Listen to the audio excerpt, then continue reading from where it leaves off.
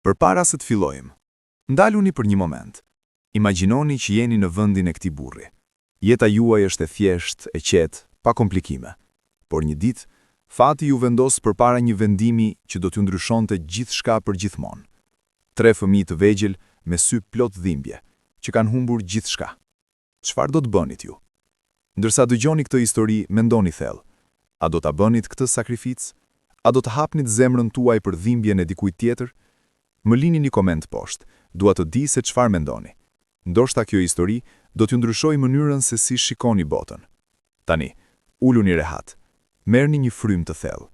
Kjo është një histori e vërtetë për dashurinë, sakrificën dhe atë që do të thotë të jesh vërtet njeri.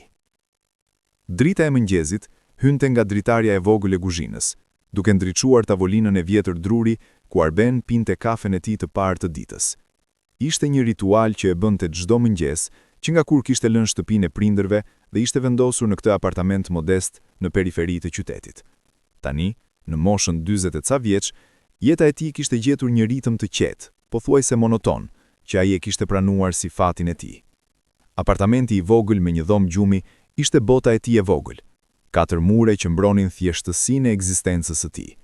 Dyshemeja e lyer me ngjyrë kafe të errët kishte gjurmë përdorimi. Tavolina në dhomën e ndenjës ishte mbuluar me gazeta të vjetra dhe kutia e televizorit transmetonte lajmet e mbrëmjes që ai rralli kushtonte vëmendje. Në këndrin e dhomës, një raft i vogël i mbante disa libra që i kishte lexuar disa herë dhe një fotografi të prindërve të tij që tashmë kishin vdekur. Arben ishte njeri i thjeshtë. I lindur në një fshat të vogël në veri, kishte ardhur në qytet si një djalë i ri plot ëndra dhe shpresa, por koha, si për shumicën e njerëzve, i kishte mësuar se jeta nuk është aq e thjeshtë sa duket në fillimet plot entuziazëm. Kishte punuar si ndërtimtar, pastaj si shofer taksie, dhe tani punonte në një magazin të madhe, duke ngarkuar dhe shkarkuar mallra. Ishte punë e rëndë, por e sigurt. Paga e tij ishte e mjaftueshme për qiran, ushqimin dhe disa gjëra të vogla që i bënin jetën pak më të lehtë. Kur nuk ishte martuar. Kishte pasur disa lidhje në të kaluarën, por asgjë serioze. Gratë largoheshin kur shikonin se ai nuk kishte ambicie të mëdha, se nuk kërkonte të bëhej i pasur apo i famshëm. Arben donte thjesht të jetonte qetë, pa shumë zhurmë, pa shumë njerëz. I pëlqente vetmia e tij. Ajo nuk i bënte keq, nuk e tradhtonte, nuk e zhgënjente. Por brenda vetmisë ekzistonte një zbrastësi që ai nuk e pranonte lehtësisht. Natën kur shtrihej në krevatin e tij të ngushtë dhe dëgjonte heshtjen e apartamentit, ndjente një peshë në gjoks që nuk e kuptonte plotësisht. Ishte sikur diçka mungonte, por nuk e dinte se çfarë. Kishte mësuar të jetonte me këtë ndjenjë, ashtu siç njerëzit mësojnë të jetojnë me një dhimbje kronike, e pranojnë si pjesë të tyre. Mëngjesit e tij ishin gjithmonë të njëjta. Zgjohet në 6, bën një kafe të fortë, ha disa bukë me gjaz dhe niset për në punë. Rruga nga shtëpia në magazin i merrte 20 minuta me këmbë, dhe ai e përdorte këtë kohë për të menduar, ose më sakt, për të mos menduar fare. Thjesht ecte, shikonte njerëzit që kalonin pranë tij dhe linte mendjet të rrëshqisnin lirisht. Në magazin, kolegët e tij ishin miqësor, por jo të afërt. Flisnin për futboll, për politikën, për problemet me makinat dhe gratë e tyre. Arben dëgjonte, buzëqeshte, ndonjëherë komentonte, por kur nuk ndahej me jetën e tij personale. Nuk kishte shumë për të thënë. Çfarë do t'u tregonte? Se jetonte vetëm në një apartament të vogël dhe ditët e tij ishin kaq të parashikueshme sa mund t'i numërosh me sy të mbyllur? Një pasdite, ndërsa kthehej nga puna, Arben vendosi të ndryshonte rutinën e tij dhe të ndalonte në një kafene të vogël pranë stacionit autobuseve. Nuk e kishte bërë këtë prej kohësh, zakonisht shkonte direkt në shtëpi, por atë ditë ndjente një nevojë të çuditshme për të qëndruar jashtë pak më gjatë, sikur po shtynte momentin e kthimit në atë heshtje të njohur. Kafeneja ishte e mbushur me njerëz, studentë që lexonin libra, çifte që flisnin me zë të ulët dhe një grup të moshuarish që luanin shah në këndin e largët. Arben porositi një kafe të zezë dhe ul pranë dritares. Nga aty mund të shikonte rrugën kryesore, njerëzit që kalonin me nicim, autobuset që vinin dhe iknin. Ishte atëherë që e pa për herë të parë. Në anën tjetër të rrugës, pra një kasole të rënuar që dikur ishte kënë një dyqan, një grua e veshur me një perde të zezë që i mbulonte plotësisht trupin. Pranë saj, 3 fëmijë të vegjël qëndronin në heshtje. Fëmijët duken të lodhur, të shpërlar, me rroba që ishin dukshëm të mëdha për trupin e tyre të dobët. Gruaja mbante një karton në duar, të shkruar me shkronja që Arben nuk i kuptonte menjëherë. Dukej arabisht. Arbeni nuk e dinte pse, por nuk mund të largonte syt nga ajo skenë. Kishte parë shumë herë lipës në rrugët e qytetit. Ishin bërë pjesë e peizazhit urban, sikur tabelat e rrugëve apo semaforët. Por diçka te ajo grua dhe fëmijët ishte ndryshe. Ishte diçka në qetësinë e tyre të dëshpëruar, në mënyrën se si qëndronin atje pa lëvizur, pa u ankuar, thjesht duke ekzistuar në heshtje. Me një shprehje bosh.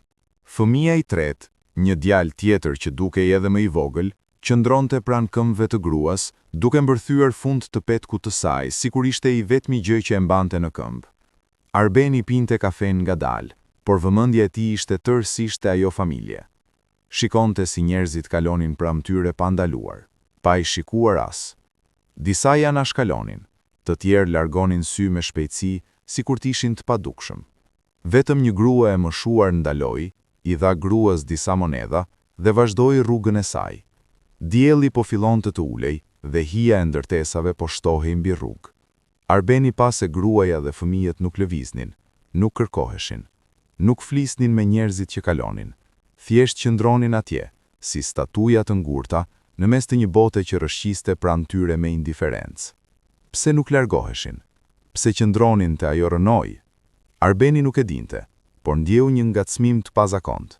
Dinte se nuk duhet kishte rëndësi për të, se nuk ishte problemi i tij. Kishte mjaftueshëm të vetat për t'u shqetësuar, por nuk mund të largohej.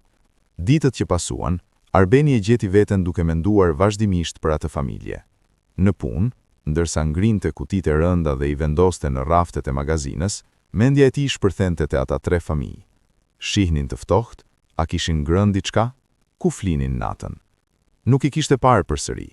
Kishte kaluar nga ajo rrugë disa herë, por kasollja e rënuar ishte bosh. Ndoshta kishin gjetur ndonjë vend tjetër. Ndoshta kishin lënë qytetin. Ndoshta. Nuk e dinte pse e shqetësonte kaq shumë. Kishte parë skena të tilla më parë. Bota ishte plot me dhimbje, plot me njerëz që vuanin. Ai nuk mund t'i shpëtonte të gjithë. Nuk ishte as mjetet, as fuqinë për të bërë ndryshim.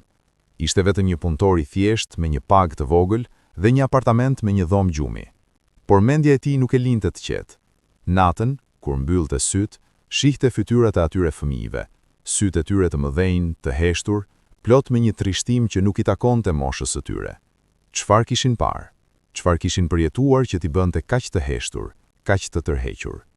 Një mbrëmje, pas një dite veçanërisht të gjatë pune, Arbeni vendosi të shkonte përsëri në atë kafene. Ndoshta do t'i shihte përsëri. Ndoshta do të mësonte diçka më shumë. Kur arriti, dielli tashmë kishte perënduar dhe rrugët ishin ndriçuar nga dritat e rrugës. Kafeneja ishte më pak e mbushur se herën e fundit.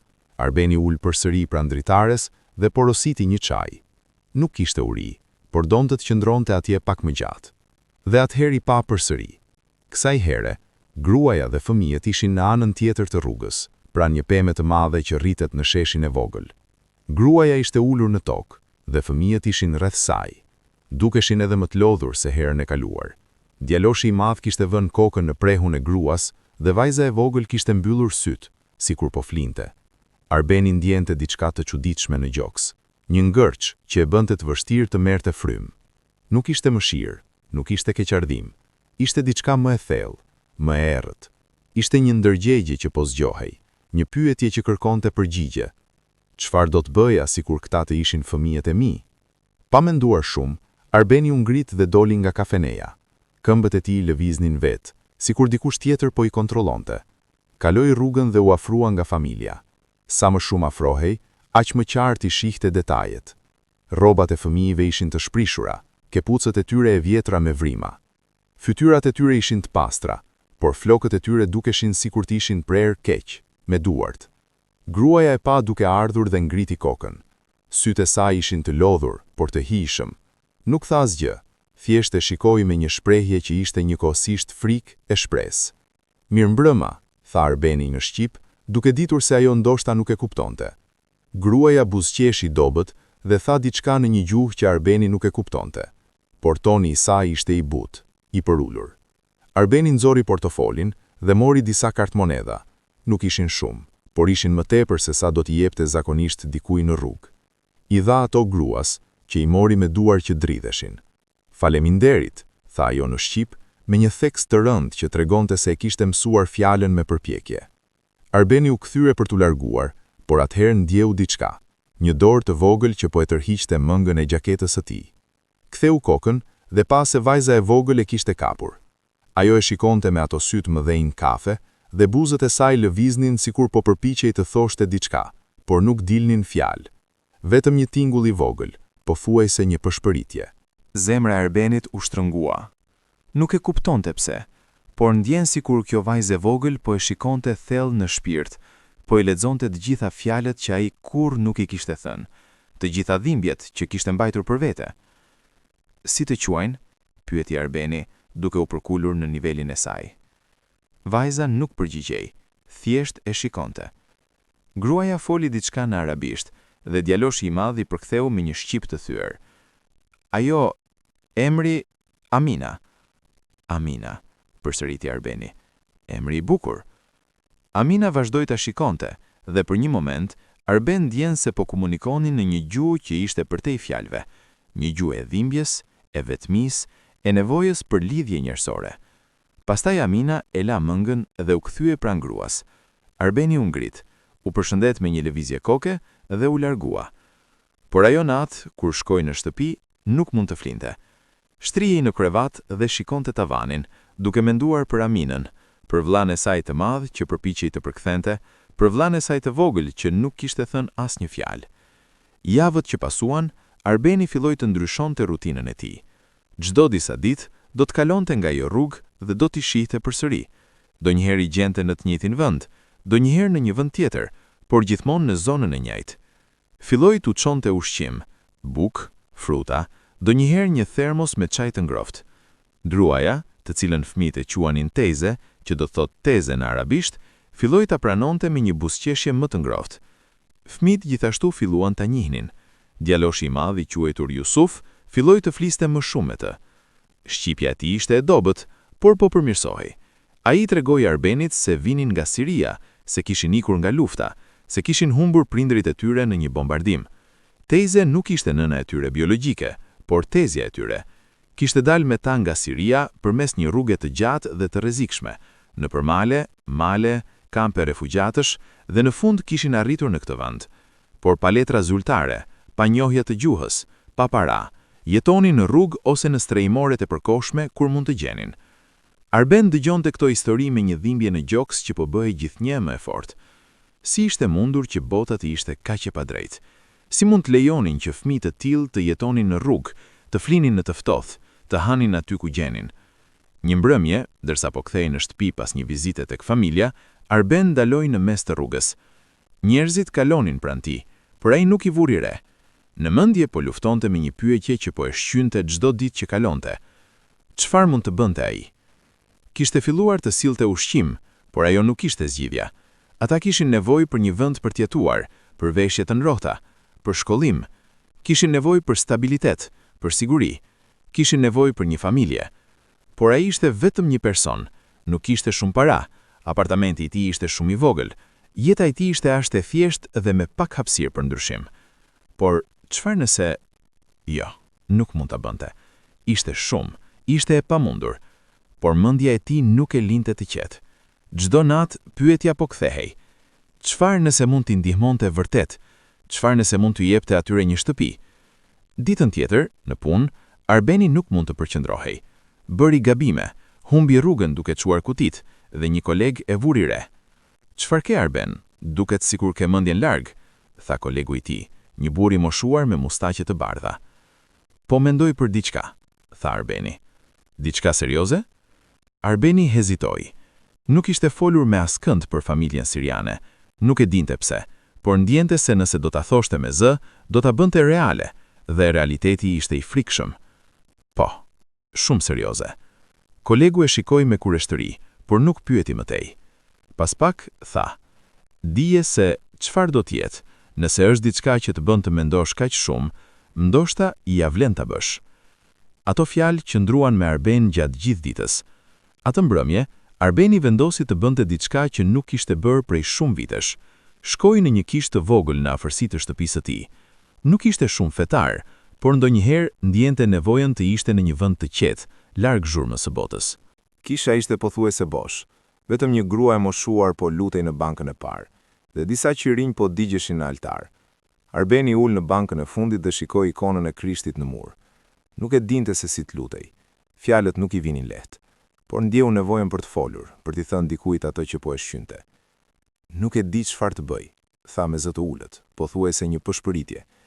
Kam parë këta fëmijë dhe nuk mund t'i harroj. Çdo herë që mbyll syt I shoh, por si mund ta bëj? Si mund të marr përgjegjësinë për 3 fëmijë?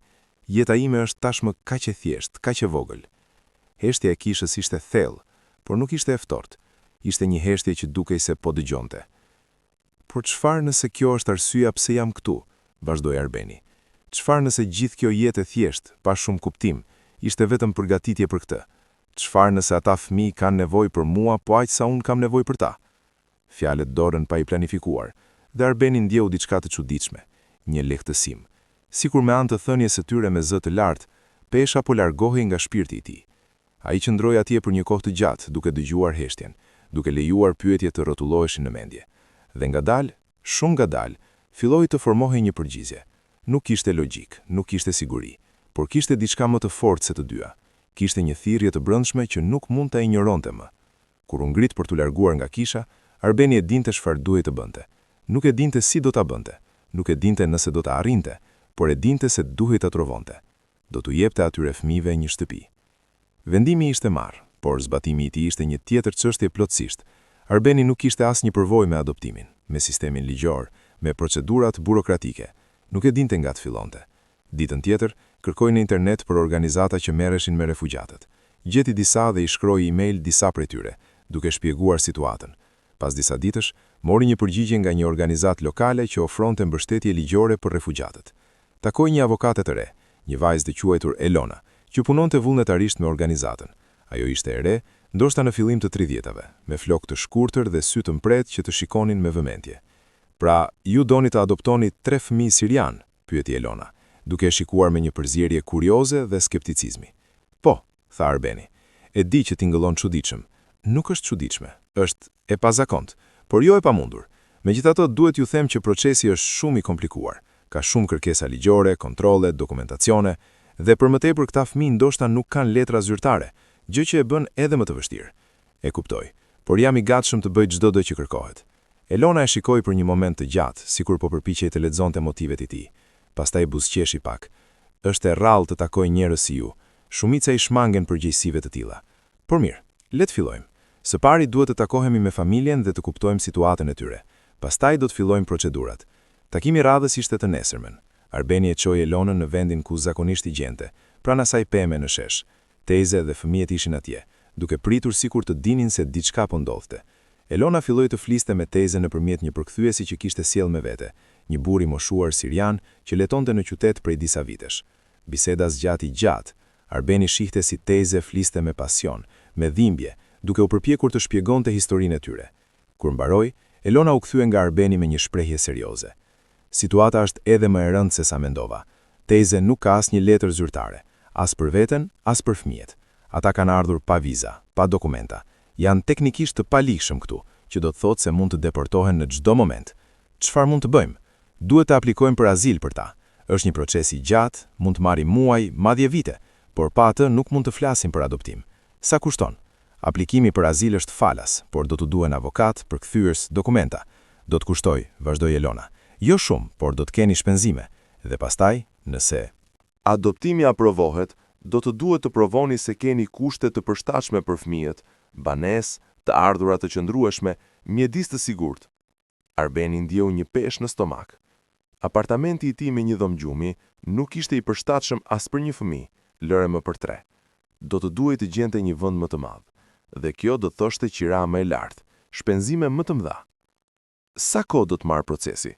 Pyeti ai. Nëse gjithçka shkon mirë, disa muaj për azilin.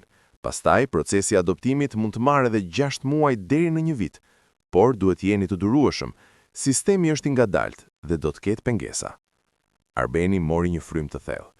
Ishte shumë më e vështirë se sa kishte imagjinuar, por kur shikoi fëmijët, Jusufin që po e shikonte me ato sy plot shpresë, Aminën që po luante me një shkop në tokë, dhe Ibrahim, djalin më të vogël që po flinte në prerjen e Tejzes, e dinte se nuk kishte kthim prapa.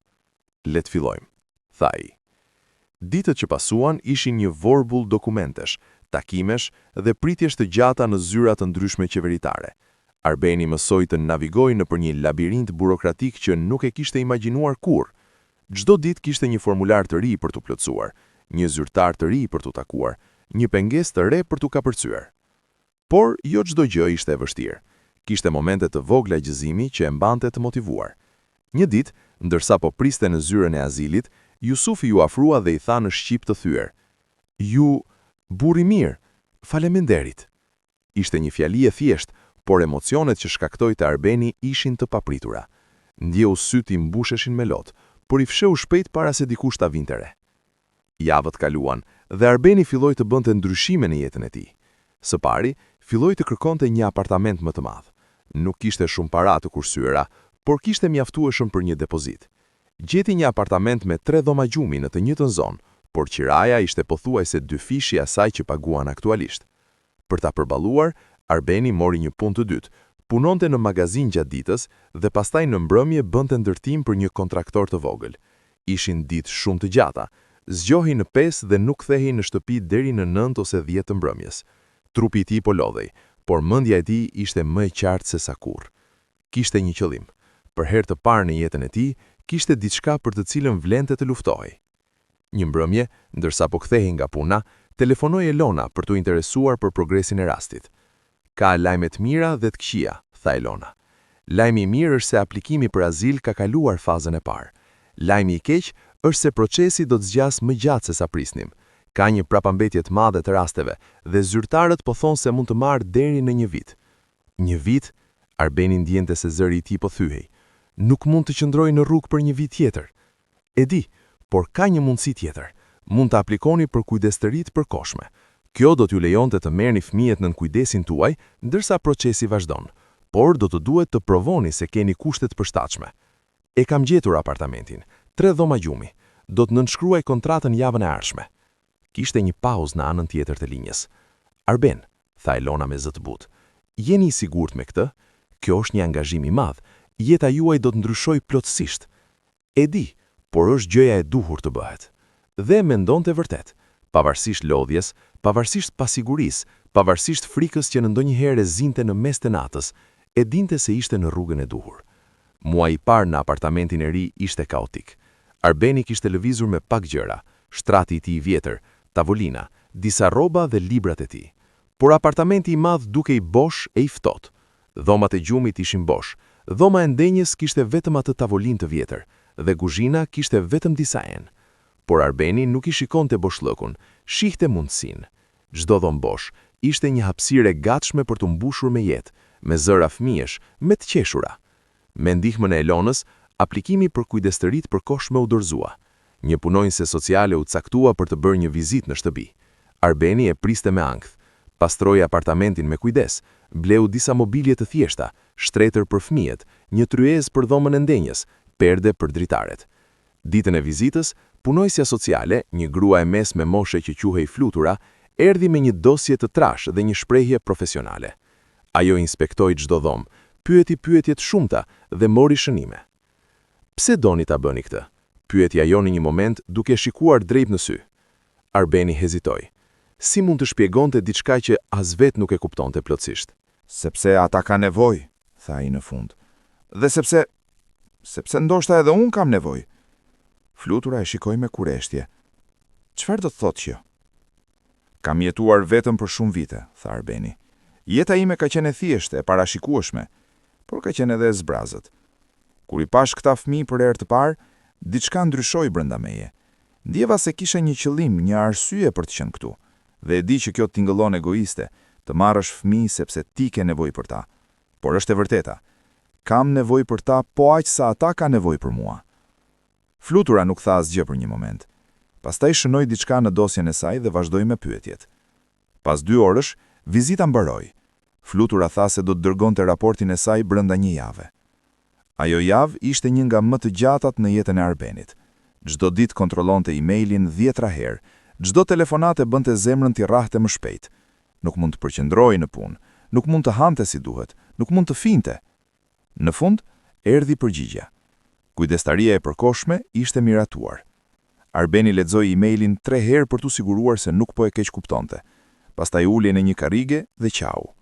Ishin lot gëzimi, lehtësimi dhe frike të gjitha së bashku. Tani fillonte pjesa më e vërtetë dhe më e vështirë. Dita kur erdhi të merrte fëmijët, ishte një ditë vjeshte me qiell gri dhe erë të ftohtë. Elona kishte organizuar gjithçka. Kishte folur me Tezën, kishte përgatitur dokumentat, kishte siguruar që gjithçka të ishte e rregullt. Takoheshin në zyrën e organizatës. Kur Arbeni arriti, Teze dhe fëmijët ishin tashmë atje.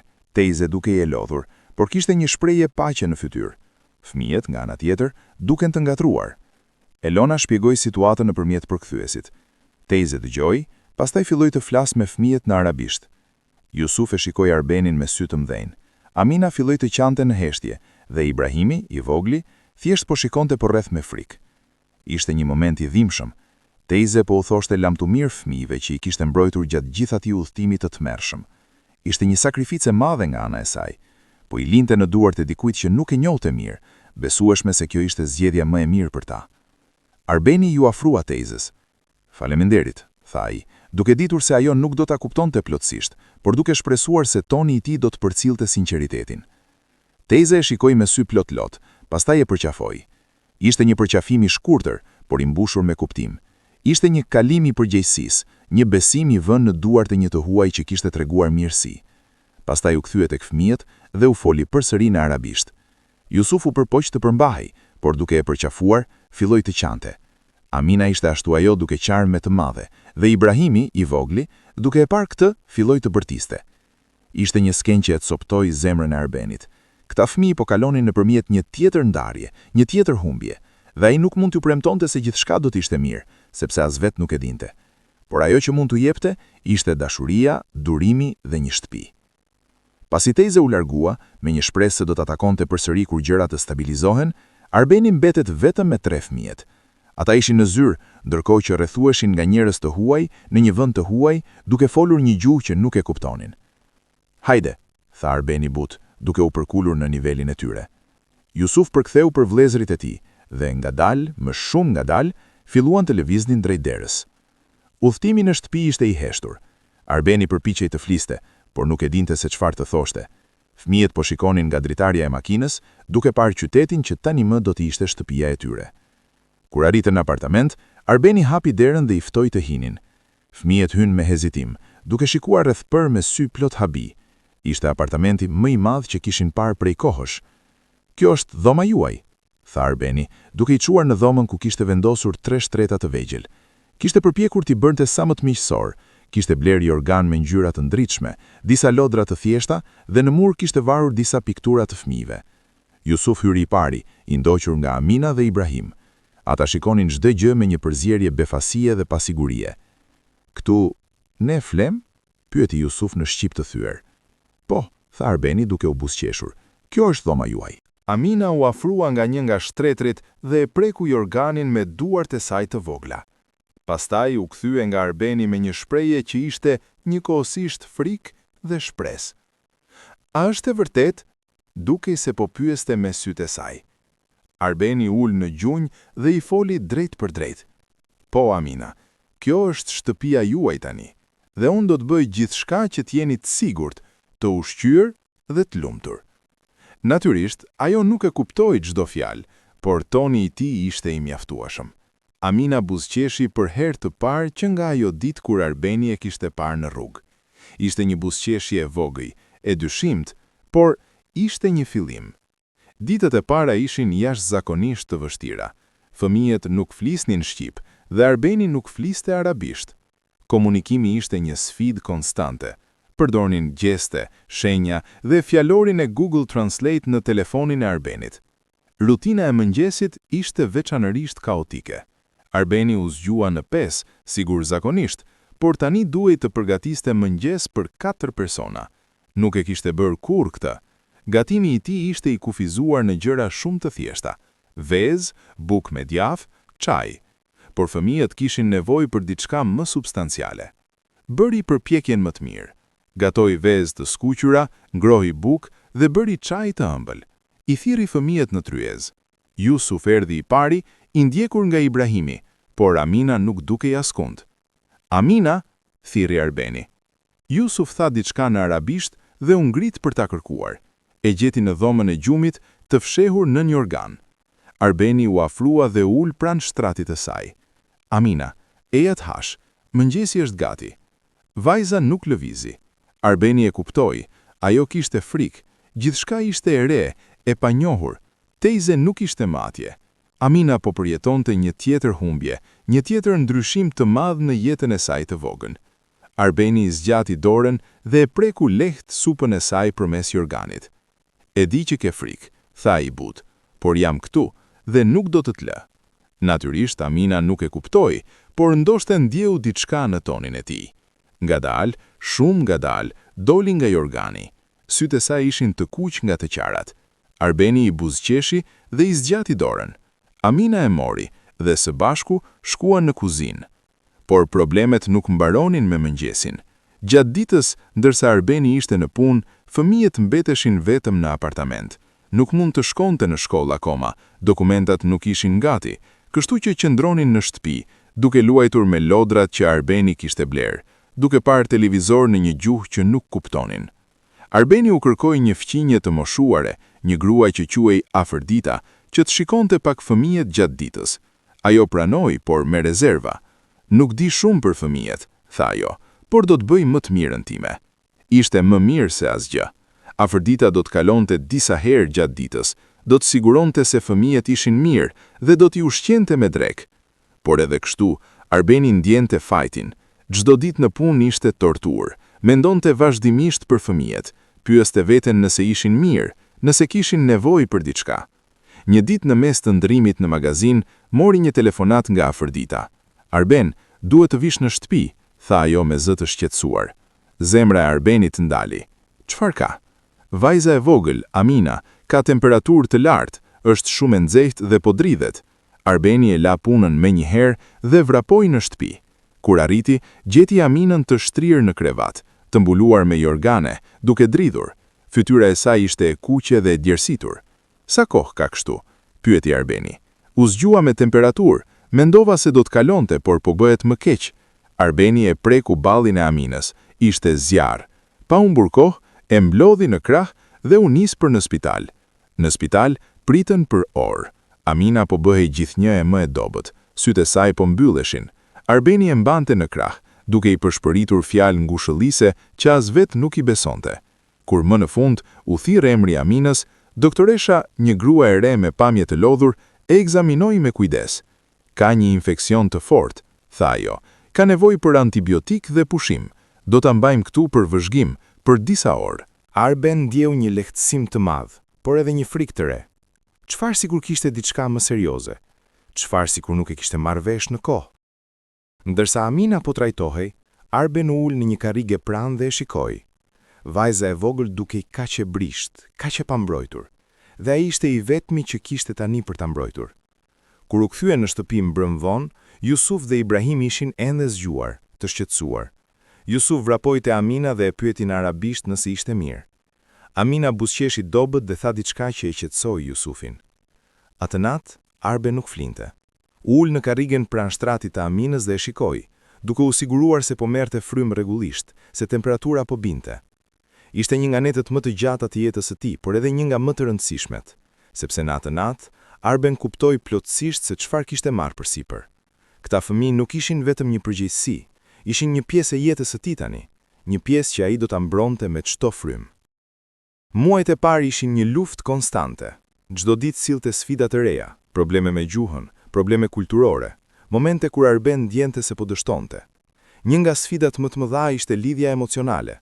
Fëmijët ishin të mbyllur, të traumatizuar, nuk flisnin për të kaluarën e tyre, nuk ndanin emocionet e tyre. Jusuf përpiqej të ishte I fortë, të luante rolin e vllait të madh që kujdeset për të tjerët. Amina qante shpesh, veçanërisht natën, dhe Ibrahim pothuajse nuk fliste fare. Arben përpiqej të ishte I durueshëm, por ka momente kur ndjente se nuk po arrinte t'ia rrijë. Një mbrëmje pasi I kishte futur në shtrat, dëgjoi Aminën duke qarë përsëri. Hyri në dhomë dhe I gjeti duke qarë në heshtje, duke mbajtur një fotografi të vjetër të tejzes që I kishte dhënë para se të largohej. Më mungon, tha Amina në arabisht, fjalë që Jusufi përktheu për Arbenin më vonë. Arben ul në buzë të shtratit dhe mori dorën e saj të vogël. E di, tha ai, edhe mua do të më mungonte, por ajo do që ti t'jesh e sigurt, e lumtur, dhe unë jam këtu për të siguruar që kjo të ndodh. Amina e shikoi me ato sytë mëdhenj plot lot. A do të na lësh edhe ti? Pyetja e goditi si një grushte në stomak. Arben kuptoi se këta fëmijë kishin humbur kaq shumë njerëz në jetën e tyre. Prindrit, familjen, miqt, tani kishin humbur edhe Teizen. Frika më e madhe e tyre ishte se do të humbnin përsëri. Jo, tha Arben me një vendosmëri që e befasoi edhe atë.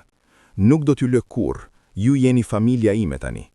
Jusuf përktheu, dhe Arben pa një ndryshim të vogël në sytë e Aminës, një shkëndi shprese që kishte munguar më parë. Ngadalë, shumë ngadalë, gjërat filluan të përmirësoheshin. Fëmijët filluan të mësonin shqip, fillimisht fjalë të thjeshta, si ushqim, ujë, faleminderit, pastaj fraza të tëra. Arben bleu libra për fëmijë dhe çdo mbrëmje u lexonte, edhe pse ata nuk kuptonin diçka. Thjesht donte që të dëgjonin zërin e tij, të ndjenin të sigurt. Gjithashtu filloi t'i çonte në parqe, në muzeet për fëmijë, në vende ku mund të luanin dhe të harronin për një moment të gjitha që kishin kaluar. Në fillim fëmijët ishin të rezervuar, nuk luanin me fëmijët e tjerë, por me kohë, vetranerisht Ibrahim filloi të hapet. Një ditë në park, Arben pa Ibrahim duke luajtur me një djalë tjetër rreth moshës së tij. Ishin duke ndërtuar një kala rëne dhe Ibrahim po qeshte, një të qeshur të vërtet, të lirë. Ishte momenti i parë kur Arben pa Ibrahim vërtet të lumtur, dhe ai moment e mbushi me një gëzim që nuk kishte ndjerë më parë. Por jo gjithçka ishte e lehtë. Shoqëria nuk ishte gjithmonë miqësore. Kishte disa fëmijë që shikonin me dyshim, pyesnin pyetje të pakëndshme. Pse kishte marrë fëmijë nga jashtë kur kishte kaq shumë fëmijë shqiptar që kishin nevojë? Pse nuk ishte martuar dhe kishte fëmijët e vet? Arben përpiqej të mos i kushtonte vëmendje, por fjalët lëndonin. Një ditë një fëmijë, një burr i moshuar me pamje ashpër, e ndali në shkallë. Çfarë po bën me ata fëmijë? Pyeti ai me ton akuzues. Po i vjap një hështi, tha Arbeni thjesht. Por nuk janë të tut, nuk janë shqiptar. Janë fëmijë, dhe kjo është gjëja e vetme që ka rëndësi. Burri murmuriti diçka dhe u largua, por Arben ndjenti peshën e fjalëve të tij gjatë gjithë ditës. Edhe familja e tij e largët nuk ishte mbështetëse. Kishte një kushërim që rjetonte në një qytet tjetër, dhe kur e dëgjoi për adoptimin, e thirri Arbenin. Çfarë po bën Arben?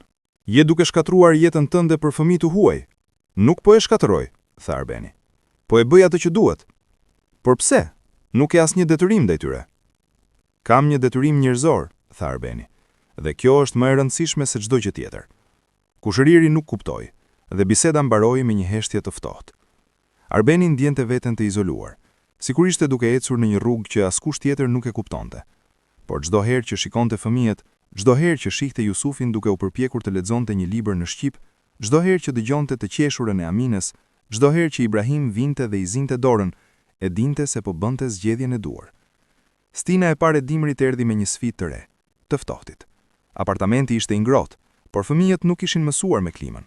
Kishin veshur rroba të holla dhe Arbeni u bleu pallka, doreza dhe kepuc dimri. Ditën e parë me borë fëmijët ishin të mahnitur. Asnjëri prej tyre nuk kishte parë kurrë borë më parë. Jusufi dhe Amina vraponin jashtë dhe filluan të luanin, duke hedhur topa bore dhe duke bërë një njeri bore të vogël. Ibrahimi, edhe pse më i kujdesshëm, u bashkua me ta pas pak kohësh. Arbeni i shikonte nga dritarja duke buzëqeshur. Për një moment, ata ishin thjesht fëmijë, jo refugjat, jo jetim, thjesht fëmijë të lumtur që po luanin në borë. Por dimri solli edhe probleme shëndetësore. Të tre fëmijët morën të ftohtur të fortë dhe Arbeni kalonte net duke u kujdesur për ta, duke u dhënë ilaçesh dhe duke u mbajtur të ngrohtë. Paga e tij po hollohej me shpenzimet e vazhdueshme, qiraja më e lartë, ushqimi për 4 persona, veshjet, ilaçet dhe gjëra të tjera që nuk i kishte llogaritur. Një mbrëmje ndërsa po numëronte paratë që i kishin mbetur deri në pagën tjetër, kuptoi se nuk do të mjaftonin. Kishte vetëm mjaftueshëm për ushqim dhe qira, por asgjë për emergjenca. Për herë të parë, Arbeni ndjeu panik real. Çfarë do të bënte sikur dikush sëmurohej sërish? Çfarë sikur ndodhte diçka e papritur? Mendoi të kërkonte ndihmë nga organizata, por ndjeu një krenari që e pengonte. Kishte marrë përsipër këtë përgjegjësi dhe nuk donte të dukej si i paaft për ta përmbushur atë. Por krenaria nuk e ushqente një familje. Ditën tjetër, foli me shefin e tij në magazin dhe kërkoi ndrime shtesë. Shefi, një burr i moshuar me zemër të mirë, e shikoi me kureshti. Po bën tashmë 2 fish ndrime Arben. Do të lodhesh veten. Kam nevojë për parat, tha Arbeni thjesht. Shefi e studioi për një moment, pastaj tha: Kam dëgjuar se ke adoptuar fëmijë. Të vërtet? Po, është e vërtet. Sa fëmijë? 3. Shefi fishkëlliu me admirim. Është diçka e madhe. Respekti im. Arbeni nuk e priste këtë reagim. Kishte përjetuar kaq shumë gjykime sa çdo fjalë mirënjohje e prekte. Do të shoh se çfarë mund të bëj. Ndoshta ka disa ndrime gjatë fundjavës që mund t'i marr. Faleminderit, tha Arbeni ndjeru një lehtësim. Por edhe me ndrimet shtesë parat ishin të kufizuara.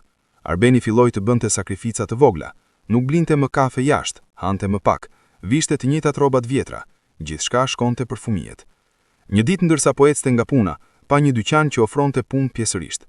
Hyri dhe pyeti. Ishte një dyqan i vogël elektronike që kërkonte dikë për të ndihmuar me riparimin e pajisjeve të vogla gjatë fundjavës. Arbeni nuk kishte përvojë. Por pronari, një burr i ri me pasion për teknologjinë, u pajtua t'ju jepte një shans. Do të mësoj bazat, nuk është e vështirë, dhe paga është e mirë për fundjavët. Kështu, Arbeni filloi punën e tretë. Tani, jeta e tij ishte punë, fëmijë, gjumë i shkurtër dhe përsëritje. Por çdo herë që ndjente se po thyhej, mendonte për fëmijët, për buzëqeshjet e tyre, për përparimin e tyre, për faktin se tani kishte një shtëpi, një vend të sigurt, dhe kjo e mbante në këmbë. Por trupi i tij po fillonte të paguante çminin. Një mëngjes, ndërsa po ngrihej nga krevati, ndjeu një dhimbje të fortë në shpinë. Ishte kaq e fortë sa u shtri përsëri, duke gështirë dhëmbët. Jusuf e pa dhe erdhi me shqetësim. Baba Arben, mirë? Ishte hera e parë që Jusuf e kishte quajtur baba. Fjala e goditi Arbenin me një forcë emocionale që pothuajse e bëri të harronte dhimbjen fizike. Jam mirë, tha ai, duke u përpjekur të buzëqeshte, vetëm pak i lodhur. Por nuk ishte vetëm lodhje, ishte shterimi i plot, fizik, emocional, mendor. Arben po jepte gjithçka që kishte, dhe ndonjëherë ndjente se nuk ishte mjaftueshëm. Atë ditë qëndroi në shtëpi. Nuk mund të shkonte në punë me atë dhimbje. Thirri dhe raportoi të sëmur, diçka që nuk e kishte bërë prej vitesh. Fëmijët ishin të shqetësuar. E shohin duke u përpjekur të lëviste dhe Jusuf filloi të ndihmonte. Solli ujë, i ndihmoi Aminës dhe Ibrahim me veshjen, përgatiti një mëngjes të thjeshtë. Ishte një kthes e vogël, por e rëndësishme. Fëmijët nuk ishin më vetëm marrës të kujdesit, po bëheshin pjesë aktive e familjes, duke kujdesur për njëri tjetrin. Dita kaloi ngadalë. Arben u shtrua në krevat, duke marrë ilaçe kundër dhimbjeve, dhe fëmijët luanin në heshtje në dhomën tjetër, duke u përpjekur të mos e shqetësonin. Në një moment, Amina erdhi me një vizatim. Ishte një vizatim i thjeshtë, një shtëpi, 4 figura njerëzore dhe një diell i madh në qiell.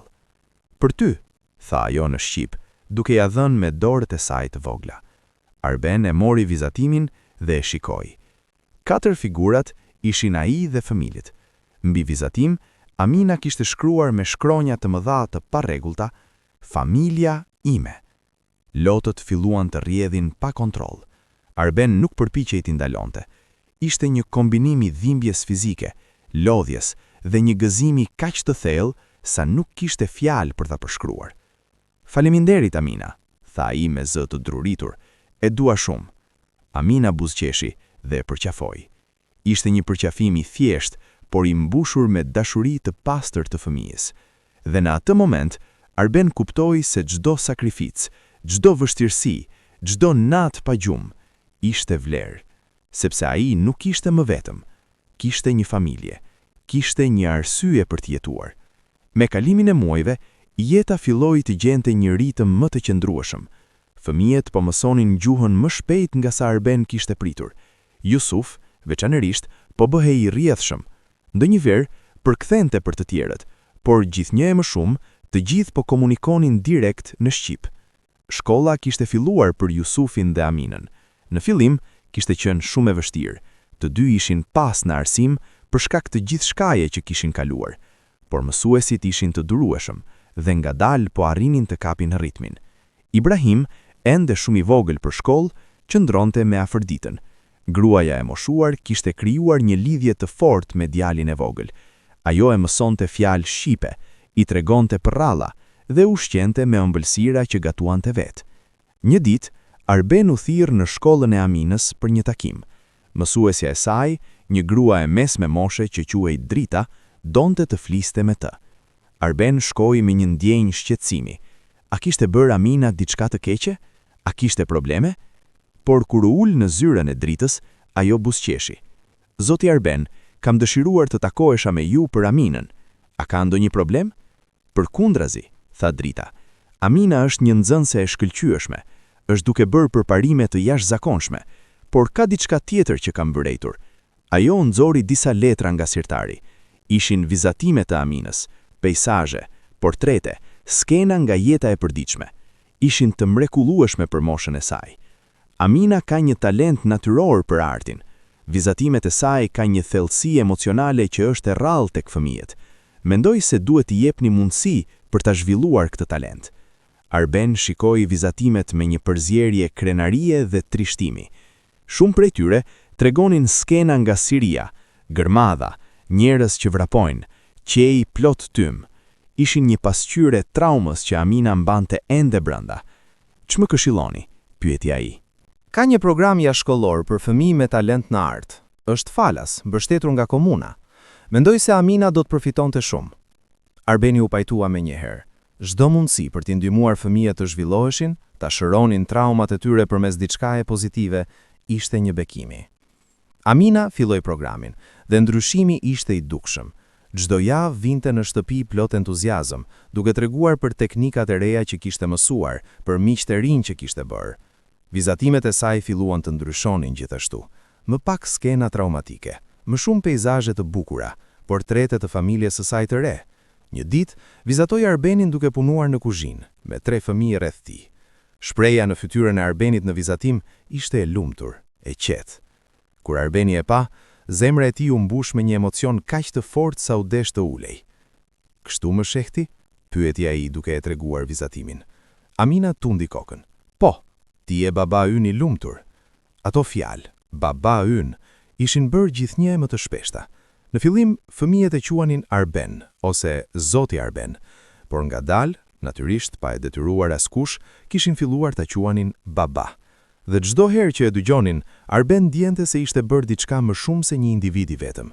Ishte bërë një baba, një mbështetje, një port i sigurt për 3 shpirtra të brisht. Jusufi, nga ana tjetër, po tregonte një interes të fortë për shkencën. Mësuesi i tij i shkencës e kishte vërejtur dhe i kishte dhënë libra shtesë për të lexuar. Jusufi i lexonte me pasion dhe shpesh i bënte Arbenit pyetje që ai nuk e dinte si t'i përgjigjej. "Baba, si funksionon elektriciteti?" pyeste Jusufi. Arbeni, që kishte vetëm një kuptim bazë, u përpishte të shpjegonte, por shpesh rezultati ishte: "Le të kërkojmë në internet bashk." Këto momente të kërkimit së bashku, të mësuarit së bashku, i afronin edhe më shumë. Arben nuk ishte ekspert në shumë gjëra, por ishte i gatshëm të mësonte bashkë me fëmijët, dhe kjo ishte po aq e vlefshme. Ibrahimi, ndonse ende i vogël, po tregonte një personalitet të gëzueshëm. Ishte fëmia që qeshte më së shumti, që luante me më shumë energji. Ndoshta, duke qenë më i vogli, trajtohej më pak nga traumat, ose ndoshta thjesht kishte një shpirt natyrisht të hapur.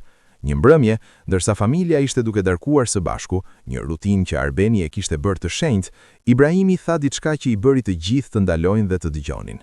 "Baba, do të rrim gjithmonë bashk?" Ishte një pyetje e thjeshtë, por e ngarkuar me frikë. Frika e braktisjes, e humbjes, e pasigurisë. Arbeni vuri pirunin dhe shikoi të 3 fëmijët. Të gjithë po e shikonin duke pritur përgjigjen. "Po," tha ai me një siguri absolute. "Do të jemi gjithmonë bashk. Ju jeni familja ime, dhe familja nuk braktiset kurrë." Jusufi përktheu për Ibrahimin, edhe pse i vogli tashmë po kuptonte më shumë shqip se sa linte të kuptohej. Ato fjalë vendosen një themel të ri në zemrat e fëmijëve. Mund ta ndije një relaksim, një hapje, sikur një ngarkesë i madh kishte rënë nga supet e tyre. Vera e parë bashk erdhi me nahtësi dhe ditë të gjata. Arbeni kishte kursyer pak para, duke jetuar me kujdes, duke punuar çdo ndërrim që mund të merrte, dhe vendosi të bënte diçka të veçantë, të çonte fëmijët në det. Asnjëri prej tyre nuk e kishte parë detin prej kohësh. Siriani kishte det, por kujtimet e tyre ishin të errësuara nga gjithçka që kishin kaluar. Arbeni mori një autobus me fëmijët drejt një qyteti bregdetar. Udhëtimi zgjati disa orë, por entuziazmi i fëmijëve e bëri të kalonte shpejt.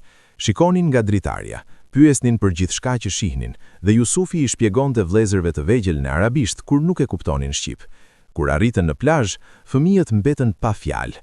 Deti i hapur, valët që thyen në breg, rëra e bardhë, ishte një bukuri që i linte pa frymë. Amina vrapoi i pari drejt ujit, e ndjekur nga Jusufi dhe Ibrahimi. Arbeni u ul në rër dhe i shikoi. Për një moment, të gjitha shqetësimet, të gjitha vështirësitë, të gjitha sakrificat zhduken. Kishte vetëm këtë moment, këtë gëzim të pastër. Fëmijët luanin për orë, ndërtonin kalar rëre, mblodhnin guashqet, vraponin në ujin e çekët duke bërtitur me gëzim. Arben bëri fotografi me telefonin e tij të vjetër. Nuk ishte shumë, por donte të mbante këto momente. Në një moment, Amina erdhi duke vrapuar me një guask të bukur në dorë. "Shiko baba, e gjeta për ty."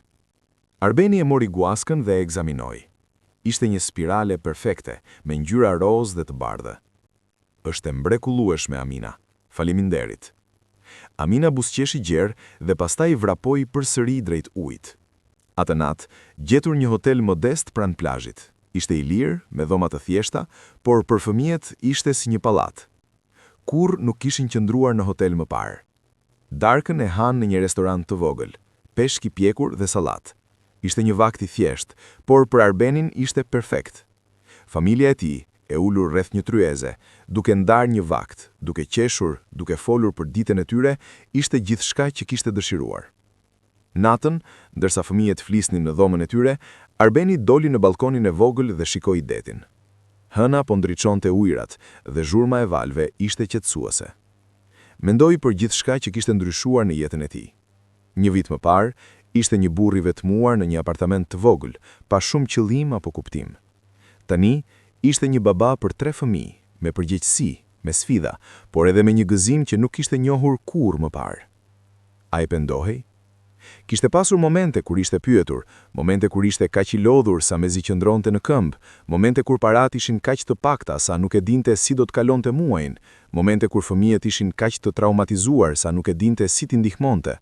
Por tani, duke shikuar hënën dhe duke dëgjuar tingullin e të qeshurave të fëmijëve nga dhoma tjetër, kuptoi se përgjigja ishte jo. Nuk e pendohej për asnjë moment. Çdo sakrificë kishte vlerë, çdo vështirësi kishte kuptim, sepse dashuria e vërtet, e pakushtzuar, nuk llogaritet me kosto. Nuk mat sakrificën ndaj përfitimit, thjesht jep, sepse dhënia është kuptimi i saj. Kthimi në jetën e përditshme pas udhëtimit ishte i vështirë, por fëmijët mbanin kujtimin e detit si një thesar. Amina vizatoi skena nga plazhi. Një grup djemsh e tallnin për aksentet e tij, për origjinën e tij. Një ditë erdhi në shtëpi me një gozhd në buzë dhe Arbeni e kuptoi menjëherë se kishte qenë në sherr. "Çfarë ndodhi?" pyeti ai. Jusufi nuk donte të fliste, por më në fund tregoi. Djemtë kishin shtyr, kishin thënë gjëra të këqija për familjen e tij, dhe ai kishte reaguar. Arbeni shkoi në shkollë të nesërmen. Bisedoi me drejtorin, me mësuesit, kërkoi që të merreshin masa, por e dinte se kjo nuk do të zgjidhte problemin e vërtet, që bota ndonjëherë ishte mizore me ata që ishin ndryshe. "Dëgjoj," i tha Jusufit atë mbrëmje. "Do të ketë gjithmonë njerëz që nuk të kuptojnë, që të gjykojnë për atë që nuk e din për ty. Por ti nuk duhet t'u lejon të përcaktojnë se kush je. Ti je një djalë i mrekullueshëm, i zgjuar, i sjellshëm, dhe çdo person që nuk e sheh këtë, nuk ja vlen mendimi i tij." Jusufi e dëgjoi dhe Arbeni shpresoi se fjalët e tij kishin ndonjë peshë. Por e dinte se betejë për pranimin, për respektin, do të ishte një betejë që Jusufi do ta luftonte gjatë gjithë jetës. Për Aminën, sfida ishte ndryshe. Ajo po rritej në një vajzë të bukur dhe filloi të pyeste pyetje për nënën e saj biologjike. Një mbrëmje, ndërsa Arbeni po e ndihmonte me detyrat, ajo e pa drejt për drejt. "A e mendon se nëna ime do të ishte krenar për mua?" Pyetja e bazafiti Arbenin. "Patjetër që do të ishte. Nëna jote dha jetën e saj për ty, sakrifica më e madhe që një nën mund të bëjë. Dhe shoh çdo ditë sa jetë fort, sa jetë talentuar, sa jetë sjellshëm. Ajo do të ishte jashtëzakonisht krenar." Amina e përgafoi dhe Arbeni mbajti atë vajzë të re që po kthehej në grua, menduar se sa e privilegjuar ishte që ta shihte duke u rritur. Ibrahimi, në anën tjetër, dukej se nuk ishte shumë konflikte të brendshme. Ishte i lumtur, i kënaqur me jetën e tij. Ai e quante Arbenin baba pa hezitim dhe shpesh i thoshte se donte të bëhej si ai kur të rritej. "Pse don të bëhesh si unë?" pyeti Arbeni me kureshti tash. Sepse ti e njeriu më i mirë që njoh, tha Ibrahim me thjeshtësi. Ti na more kur askush tjetër nuk na donte. Ti punove aq shumë për ne. Ti na dhe gjithçka. Ato fjalë e prekën Arbenin më thellë se çdo gjë tjetër, sepse në sytë e Ibrahim, ai ishte hero. Dhe edhe pse Arbeni nuk e ndjente veten hero, ndjente veten thjesht si një njeri që po bënte më të mirën e tij, e dinte se për këta fëmijë, ai ishte gjithçka. Me kalimin e vjeteve, Arben filloi të ndjente peshën e moshës. Trupi i tij nuk ishte më aq i fortë sa dikur. Kishte dhimbje në shpinë nga vitet e punës së rënd, kyçet e gishtrinjve i dhembën në mëngjes dhe nuk mund të punonte po aq shumë sa më parë. Por mendja e tij ishte më e lumtur se kurrë. Çdo ditë që kalonte me fëmijët e tij ishte një dhuratë. Çdo bisedë, çdo moment i vogël së bashku, çdo sfidë që ka përcenin së bashku, të gjitha këto e bënin jetën e tij të plotë. Një ditë, ndërsa po ecte me Jusufin në park, djali i tij, sepse tani vërtet e ndjente si bir, i tha diçka që e bëri Arbenin të ndalet. Një ditë, kur të kem fëmijët e mi, dua t'u tregoj për ty, tha Jusuf. Dua t'u them se si një njeri i thjesht bëri diçka të jashtëzakonshme, se si na shpëtoi jetën. Nuk ju shpëtova jetën, tha Arbeni. Ju ma shpëtuat mua. Jusuf e shikoi me konfuzion. Çfarë do të thuash? Përpara se t'ju takoja, jeta ime ishte bosh, shpjegoi Arbeni. Kisha një rutinë, por nuk kisha qëllim. Kisha një shtëpi, por nuk kisha familje. Ju ma dhat një arsye për t'jetuar, për të qenë më i mirë, për të dhënë diçka kuptim plot. Kështu që në të vërtetë ishit ju që më shpëtuat. Jusuf nuk tha asgjë, por Arben pa lotët që po i mblidhnin në sy, dhe të dy qëndruan atje, në park, duke kuptuar plotësisht peshën e atij që kishin ndërtuar së bashku. Vitet vazhduan të kalojnë. Jusuf u bë një student i shkëlqyer dhe fitoi një bursë për universitet. Ditën kur mori letrën e pranimit, gjithë familja festoi. Arben nuk kishte qenë kurrë më krenare. Amina filloi të shes vizatimet e saj në panaire lokale dhe fitoi disa çmime. Talenti i saj po njihej dhe njerëzit filluan ta shihnin si një artiste e ardhshme me shumë premtime. Ibrahim u bë kapiteni i ekipit të futbollit të shkollës së tij. Në çdo ndeshje, Arbeni ishte atje, duke brohoritur më fort se kushdo tjetër. Por jeta nuk ishte pa humbje. Një ditë, Arben mori lajmin se Teize kishte vdekur. Kishte qenë e smur për disa muaj, por nuk i kishte thënë askujt. Fëmijët ishin të shkatruar. Ajo kishte qenë lidhja e fundit me të kaluarën e tyre, me jetën e tyre në Siri. Varrimi ishte në xhami dhe gjithë komuniteti sirian erdhi. Arbeni qëndroi pranë fëmijëve të tij, ndërsa ata qanin, ndërsa i thoshin lam të mirë gruas që i kishte sjell deri këtu, që kishte bërë sakrifica të paimagjinueshme për ta. Atë natë në shtëpi, Jusuf foli për Teizen, për gjithçka që ajo kishte bërë. Ajo na dha një herë se arsyeja pse na la me ty ishte sepse pa diçka tek ty që të tjerët nuk e pan. Pa një zemër të mirë, një njeri që do të na donte, dhe kishte të drejtë. Arbeni nuk mund të fliste. Thjesht ul me fëmijët e tij e ndan kujtimet e Teizës, duke nderuar atë me fjalët e tyre. Tani, shumë vite më vonë, Arbeni ishte në 60 vjeç. Flokët e tij ishin plotësisht bardhë, trupi i tij i lodhur nga vitet. Kishte dalë në pension nga puna në magazin dhe jetonte me një pension modest, por nuk ishte i vetëm. Jusuf kishte mbaruar mjekësinë dhe punonte si mjek në një spital. Amina kishte hapur një galeri të vogël arti dhe kishte një famtar të saj, një djalë të vogël që Arbeni adhuronte. Ibrahim po studionte inxhinieri dhe kishte një të dashur që e sillte shpesh në shtëpi. Apartamenti me 3 dhomë gjumësh që dikur ishte aq i madh për ta, tani ndihej i vogël kur mblidheshin të gjithë së bashku. Jusuf me gruan e tij dhe 2 fëmijët e tij, Amina me familjen e saj, Ibrahim me të dashurën e tij. Në një fundjavë, gjithë familja u mblodh për të festuar ditëlindjen e Arbenit. Ishin të gjithë atje, duke bërë zhurmë, duke qeshur, duke ngrënë. Në një moment, Jusuf kërkoi vëmendje. "Dua të them diçka", tha Jusuf. Dhoma u qetësua. "Sot festojmë ditëlindjen e babit ton", filloi Jusuf. "Por dua të festojmë edhe diçka tjetër, vendimin që ai mori shumë vite më parë, vendimin që na ndryshoi jetën." Ai ktheu kokën tek Arbeni. "Baba, kur na more, ne ishim të humbur, të traumatizuar, të frikëshuar, nuk kishim asgjë, por ti na dhe gjithçka. Jo vetëm një shtëpi, jo vetëm ushqim dhe veshje, na dhe dashuri, durim, mbështetje. Na mësove se çfarë do të thotë të jesh njeri i mirë. Amina u ngrit dhe vazhdoi.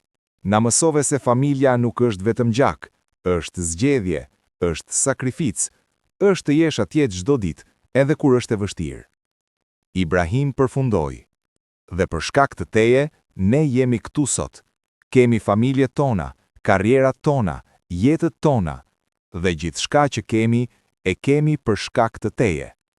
Arbeni ndjente lotët duke i rrjedhur në faqe, por nuk u përpoq t'i fshinte. Lejoi ata të rrjedhin, sepse ishin lot gëzimi, krenarie dhe falenderimi. Unë nuk e bëra vetë, tha ai me zë që dridhej. Ju e bët më të lehtë. Çdo ditë që kalova me ju ishte një dhuratë, dhe nëse mund të kthehesha në kohë dhe të zgjidhja përsëri, do të zgjidhja një gjë, sepse ju jeni gjëja më e mirë që më ka ndodhur ndonjëherë. Dhoma shpërtheu në duar trokitje dhe përqafime. Fëmijët e vegjël, niprit e mbesat e Arbenit, vraponin për rreth duke bërë zhurr. Ishte kaos i bukur, i ngrohtë. Dhe në mes të gjithë asaj zhurme, Arbeni mbyllte sytë dhe falenderonte. Falenderonte për çdo sfidë që kishte kaluar, për çdo sakrificë që kishte bërë, për çdo moment dhimbjeje dhe gëzimi, sepse të gjitha ato e kishin sjell këtu, në këtë moment, të rrethuar nga dashuria që kishte ndërtuar. Më vonë atë mbrëmje, pasi të gjithë kishin shkuar, Arbeni u ul në balkon sikurse kishte bërë aq shumë herë më parë. Qyteti shkëlqente poshtë, jeta vazhdonte, bota rrotullohej. Mendoi për atë ditë shumë vite më parë kur kishte parë për herë të parë Teizënes dhe 3 fëmijët në rrugë. Çfarë sikur nuk do të kishte ndaluar? Çfarë sikur do të kishte vazhduar rrugën e tij, do të kishte kthyer kokën tjetër solli si të gjithë të tjerët? Jeta e tij do të ishte krejtësisht ndryshe, më e thjeshtë me siguri, më e qetë, por edhe e zbrazët. Ato 3 fëmijë të vegjël me sy plot dhimbje i kishin dhënë jetës së tij kuptim. I kishin mësuar se çfarë do të thotë të dashurosh pa kushte, të sakrifikosh pa pritur asgjë në këmbim, të jesh prind kur nuk kishte asnjë përgatitje. Kishte qenë e vështirë, kishte qenë e dhimbshme, kishte pasur momente kur mendonte se nuk do ta arrinte, se po dështonte. Por tani, duke shikuar prapa, e shihte të gjithë udhëtimin, çdo hap, çdo pengesë, çdo triumf të vogël, dhe e dinte se çdo moment kishte vlejtur. Sepse dashuria e vërtet nuk është e lehtë, është zgjedhja për të qenë atje edhe kur është e vështirë, është sakrifica e rehatisë tënde për lumturinë e dikujt tjetër, është ndërtimi i urës midis dy botëve që nuk njihnin njëra tjetrën, dhe krijimi i diçkaje të re, të bukur. Arbeni mori një frym të thellë të ajrit të natës, ndjente peshën e viteve në trupin e tij, por zemra e tij ishte e lehtë. Kishte jetuar një jetë që vlente, kishte bërë një ndryshim, dhe kur të vinte dita që të largohej nga kjo botë, do të largohej duke ditur se kishte lënë diçka pas, një familje që vazhdonte traditën e dashurisë, të sakrificës, të shërbimit ndaj të tjerëve.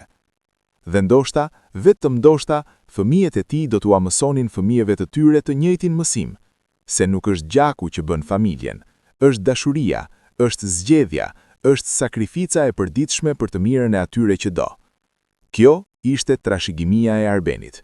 Jo para, jo pronë, por diçka shumë më të çmueshme, shembulli se si një njeri i thjesht, me zemër të madhe, mund të ndryshojë jetën e të tjerëve përgjithmonë. Dhe ndërsa qëndronte në atë balkon, në heshtimin e natës, Arbeni buzëqeshi, sepse e dinte se kishte jetuar mirë, kishte dashuruar mirë, dhe kjo ishte gjithçka që kishte rëndësi. Kjo është historia e Arbenit, një burr që mori vendimin më të vështirë dhe më të bukur të jetës së tij, që hapi zemrën për 3 fëmijë që nuk ishin gjaku i tij, por që u bën gjithçka për të. Është një kujtesë se heroizmi nuk është gjithmonë në vepra të mëdha dhe dramatike, ndonjëherë është në sakrificat e përditshme të vogla, në zgjedhjen për të qenë atje edhe kur është e vështirë. Është sakrifica e rehatisë tënde për lumturinë e dikujt tjetër, është ndërtimi i urës midis dy botëve që nuk njihnin njëra tjetrën dhe krijimi i diçkaje të re, të bukur. Na, tani pasi dëgjuat këtë histori, pyetni veten ju, çfarë do të bënit ju? Do të ndalenit? A do të hapnit zemrën tuaj? A do të bënit sakrificën? Lëreni një koment poshtë, ndani mendimin tuaj, sepse bota ka nevojë për më shumë njerëz si Arbeni, njerëz që zgjedhin dashurinë mbi frikën, sakrificën mbi rehatin, shpresën mbi indiferencën. Faleminderit që dëgjuat dhe mos harroni, çdo njeri prej nesh ka fuqinë për të ndryshuar një jetë, mjafton të zgjedhim ta bëjmë.